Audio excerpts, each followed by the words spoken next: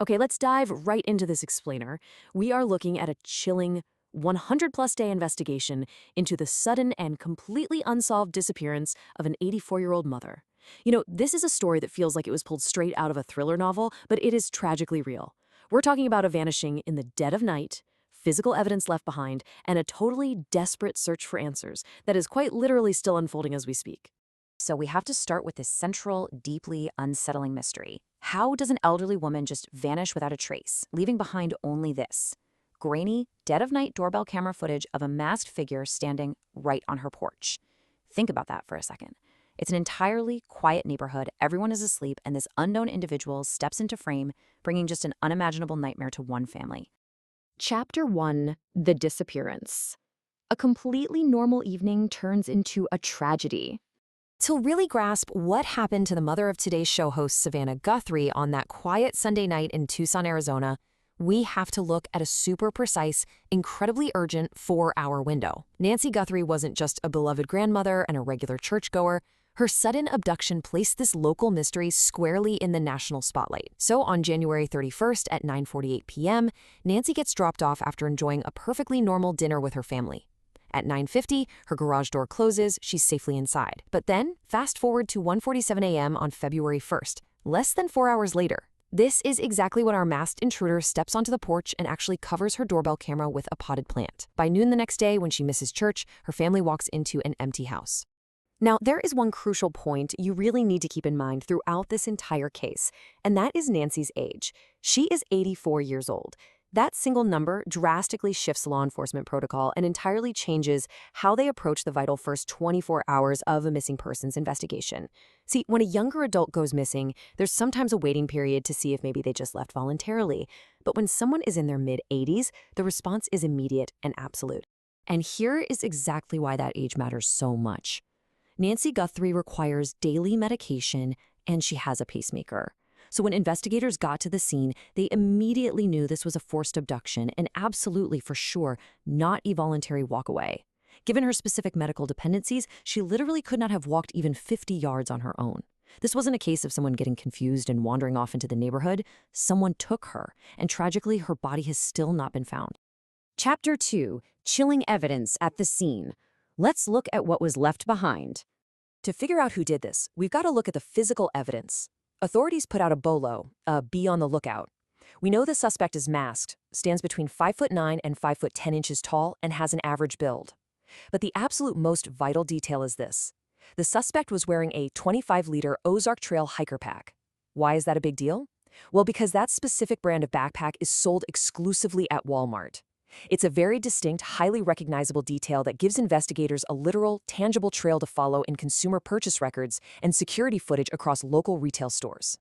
But things get significantly darker when we look at what investigators found next. Forensic testing actually confirmed that blood spatter was discovered both inside the home and out on the front porch. And tragically, they confirmed that blood belonged to Nancy Guthrie. This proves without a doubt that a violent struggle took place, elevating the urgency and the stakes of this search immensely. It wasn't just a break-in, it was an attack. Chapter 3: False Leads and Ransom Notes, Sorting the Signal from the Noise. When a case gets this kind of national attention, tip lines get absolutely flooded. Detectives basically have to ruthlessly separate the credible signal from totally distracting noise. Right now, active clues include that doorbell footage, the blood spatter, and hair and DNA analysis happening over at Quantico. But man, they've had to navigate a massive amount of dead ends too. For instance, authorities found gloves 2 miles away from the home, but DNA traced them to a local restaurant worker, completely unrelated to the crime. Even crazier, ransom notes demanding Bitcoin were sent to media outlets like TMZ and Cold TV. It turned out to be a really cruel hoax, which actually led to the arrest of a California man for fake cryptocurrency extortion.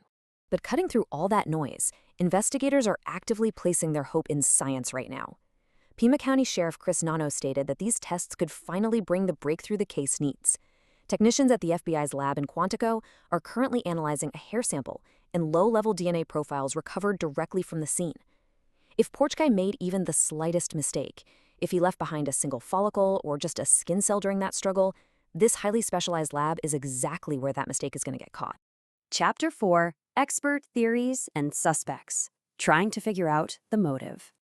As we navigate the total complexities of this open case, we have to look at the different hypotheses criminal experts are formulating to understand the why. Like, what is the motive behind taking an 84-year-old woman? Well, former FBI agent Jennifer Coffindaffer outlines three primary theories. Number one, a wrench attack. This would be a sophisticated financial intimidation plot targeting the family's wealth, but she notes Nancy's death would make a payout highly unlikely. Number two, a hired killer. But honestly, this is logistically super complex and involves way too many people who could talk. Which leads Coffindaffer to lean toward number three, a lone actor with a personal vendetta against the family. To her, a revenge plot executed by a single, highly motivated individual really seems like the most plausible scenario, especially given the incredibly targeted nature of this crime. Of course, impartially looking at all the angles, there are other voices in the true crime space weighing in. Former Officer Charles Brewer suggests the suspect might actually be someone close to the family, someone deeply familiar with the house, the camera blind spots, and Nancy's day-to-day routine. Meanwhile, there's this online theory circulating in mid-May, speculating that based on the gait and build in the video, Porch Guy could actually be a female in disguise. It really just goes to show how wide they have to cast the net right now when solid evidence is this incredibly scarce. Chapter 5. Latest leads and the reward. The desperate search continues. As this investigation stretches past 100 days into late May 2026, the stakes are literally unimaginable, and the resources being deployed to find Nancy are massive. To try and break the silence, the Guthrie family, who are obviously living in a state of unbearable agony but holding out for a miracle, is offering a massive reward. $1 million. Savannah Guthrie actually released a tearful public plea, making it clear they are prepared for any outcome, but they just desperately want her mother brought home. They need closure. And on top of that immense financial incentive, the FBI is throwing in a separate, additional $100,000 reward for the arrest and conviction of those involved. That is $1.1 million on the table for just one good tip. Money talks, right? Authorities are hoping that a payout of this magnitude will finally convince someone who knows something, or maybe suspects someone they know, to finally step forward out of the shadows. And you know, that intense public pressure might actually be working, because just recently, a massive, potentially critical lead surfaced. On May 26, 2026, investigators seized a pajama top found on disturbed land along Highway 79, which is about 30 minutes north of Nancy's home. This is incredibly relevant and potentially explosive for the case, because Nancy was reportedly taken in her sleepwear. The fact that the earth around it was disturbed suggests someone might have tried to bury it or dig in that specific area. Could this be the thread that finally unravels the whole mystery? So it really all comes down to this. We are left wondering if this new evidence, the highway discovery combined with the microscopic analysis happening right now at Quantico, will finally unmask this intruder. Will it give this family the definitive breakthrough they so desperately need after more than 100 days of agonizing silence?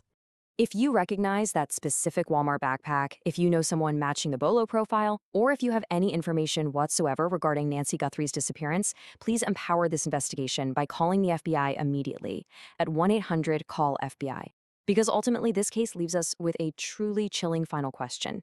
If a masked stranger can just vanish an 84-year-old woman from her own home in the dead of night, how well do we really know who is walking through our quiet neighborhoods while we sleep?